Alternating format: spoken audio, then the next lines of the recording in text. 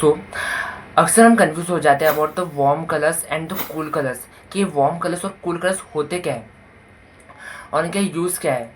तो अगर हम एकदम इजी वे में समझे कि ये जो वार्म और कूल कलर्स का ये जो डिवीज़न है, कलर्स का जो division into warm and cool colours, ये क्यों है एक्चुअली ये हमें डिस्क्राइब करवाता है कलर्स का टेम्परेचर कैसा है। जहाँ पे हम ऑब्वियसली इनके नाम से ही हमें आइडिया आ रहा होगा कि ये जो वार्म कलर्स है हमें गर्माहट का एहसास दिलाएंगे और ये जो कूल कलर्स है ये हमें ठंडक का एहसास दिलाएंगे। तो इनका जो जो मीनिंग है गर्माहट और ठंडक का, ये क्या यही तक सीमित है और कुछ इसका यूज़ नहीं है? तो ऐसा बिल्कुल नहीं है, क्योंकि ये जो कलर्स है वार्म और कूल, ये जो कंसेप्ट है ये हमें बहुत सारे इमोशंस को डिस्क्राइब करने में मदद करते हैं, जिसका यूज़ हम बहुत सारे चीज़ों में करते हैं, बहुत सारे एप्लीकेशन है, बहुत सारे फील्ड है वहाँ पे यूज़ करते हैं। तो आइए एक एक करके समझते हैं कि वार्म कलर्स क्या होते हैं और कूल कलर्स क्या होते हैं।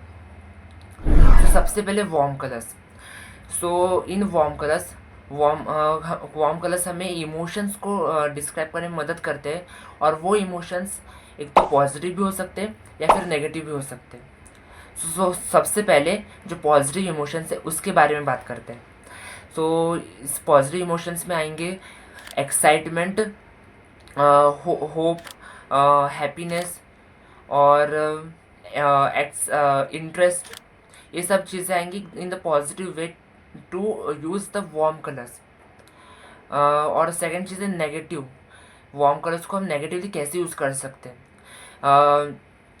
नेगेटिवली अगर हम देखें तो हम यूज़ करेंगे इसे to describe the fire, any danger situation, या फिर कोई भी डिस्ट्रक्शन हम कुछ दिखा रहे हैं उसमें।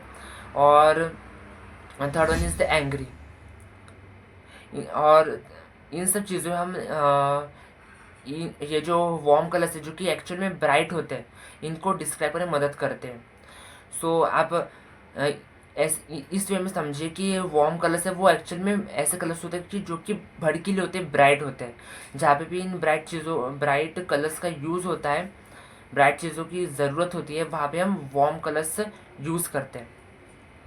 सो अब जान लेते हैं what is cool colours. So cool colours भी अलग अलग इमोशंस को डिस्क्राइब करते हैं। इसको भी हम डिवाइड कर सकते हैं into the positive and negative ways. So in a positive way the cool colours is used to describe the satisfaction, peace describe कर सकते हैं इससे, और बहुत सारे इमोशंस हैं। और इन नेगेटिव वे सैडनेस, डिप्रेशन, और एक फैक्टर है दैट इज़ रेन। रेन को हम दोनों ही कैटेगरीज में डिवाइड कर सकते हैं, मतलब उसको हम नेगेटिव भी कंसिडर कर सकते हैं और पॉजिटिव भी कंसिडर कर सकते हैं। जहाँ पे नेगेटिव को हम उसको ऐसे इस प्रकार से यूज़ कर सकते कि जैसे कि कोई जो फसल बर्बाद होगी वो किसकी वजह से, रेन की वजह से, उसका नेगेटिव इम्पैक्ट हुआ। और दूसरा है कि उस रेन के होने की वजह से जो फसल है वो बहुत अच्छे से उग पाई, तो ये होगा उसका पॉजिटिव इम्पैक्ट। जहाँ पे हम वही कूल कलर से यूज़ करेंगे, that is obviously blue colour. पर इसको हम दो चीज़ों में डिस्क्राइब कर सकते हैं, एक होगा नेगेटिव वे और एक होगा पॉजिटिव वे। सो अभी जान लेते हैं कि ये जो वार्म और कूल कलर्स है इनमें कलर कौन कौन से आते हैं। सो सबसे पहले आएगा warm colours. In a warm colour हम यूजुअली जो बेसिक कलर्स होंगे वो होगा रेड कलर, ऑरेंज कलर और येलो कलर। और इनके शेड, कई सारे शेड्स भी आएंगे उसमें, जैसे कि yellow ochre, lemon yellow, chrome yellow, in red vermilion, scarlet, ये सब कलर्स आएंगे।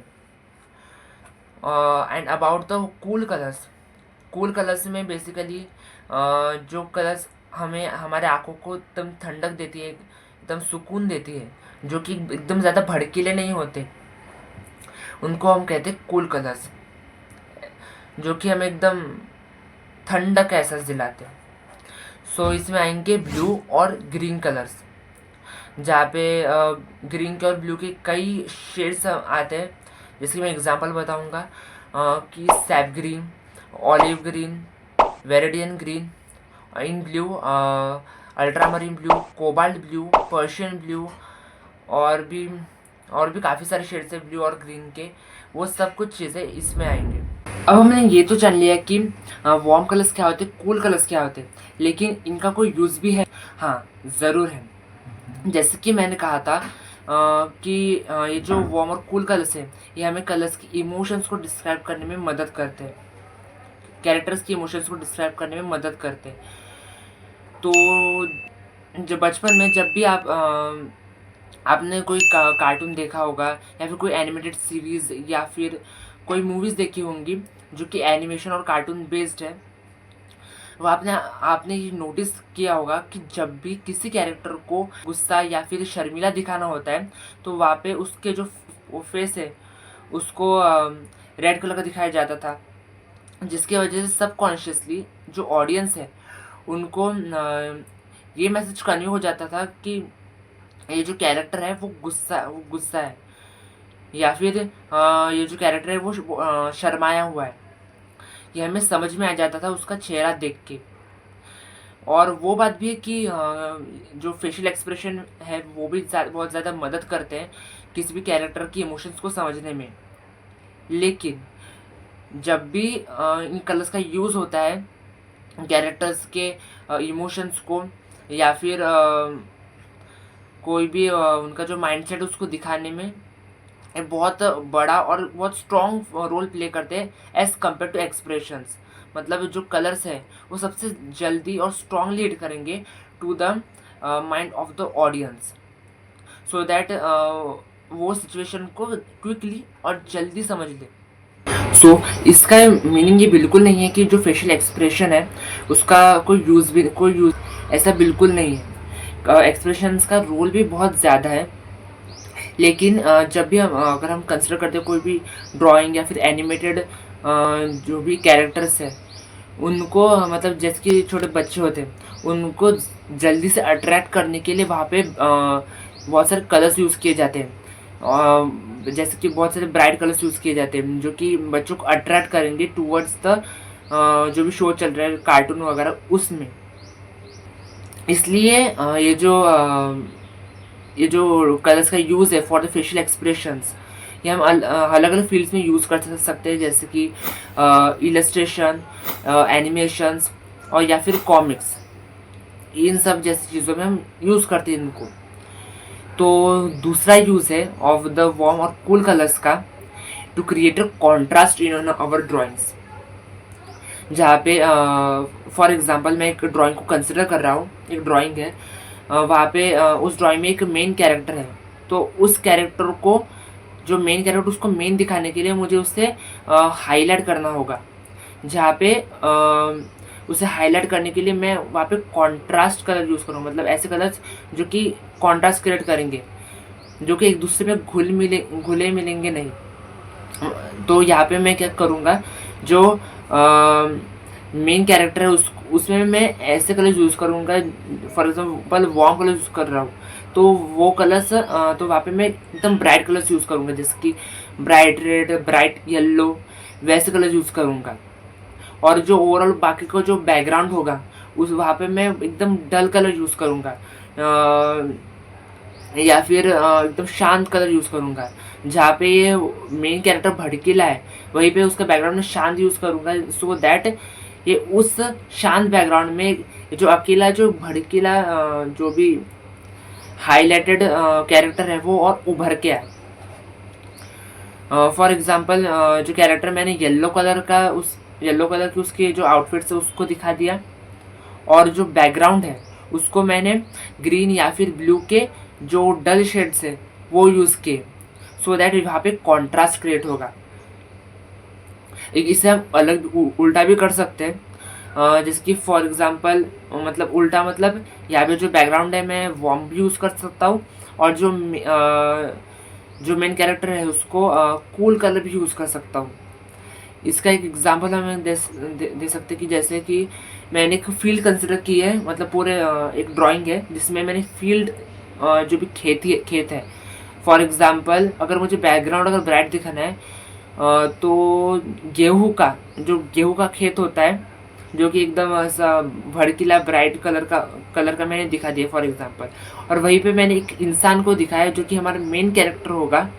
उस पूरे भड़कीले भड़कीले बैकग्राउंड में एक ऐसे मेन कैरेक्टर में ऐसा दिखाऊंगा जो कि कूल कलर्स का होगा, जहाँ पे उसके कपड़े या तो ब्लू कलर का होगा या तो ग्रीन कलर का होगा। मतलब इतने सारे भड़कीले बैकग्राउंड में जहाँ पे वो भड़कीलापन देखने वालों को आंखों को चुभ रही थी, वहीं पे जब उसी इंसान की नज़र उसके मेन कैरेक्टर पे पड़ती है जो कि इतने सारे भड़कीले पन से आकर उस पे अगर हमारी नज़र पड़ती है तो हमें वो एकदम शांति का एहसास दिलाता है, एकदम रिलैक्स फील करवाता है, जो कि हमें मतलब कन्विंस करेगा, हमें खींचेगा कि हम उसको देख पाए, कि हम उसी मेन कैरेक्टर को देखें। भला ही उसका जो पूरा बैकग्राउंड है वो कितना भी अच्छा और भड़कीला हो, लेकिन जो कॉन्ट्रास्ट है वो क्रिएट होने की वजह से जो मेन कैरेक्टर वो झलकेगा, वो दिखाई देगा। सो इस प्रकार से हम जो कॉन्ट्रास्ट है इसको यूज़ करते हैं।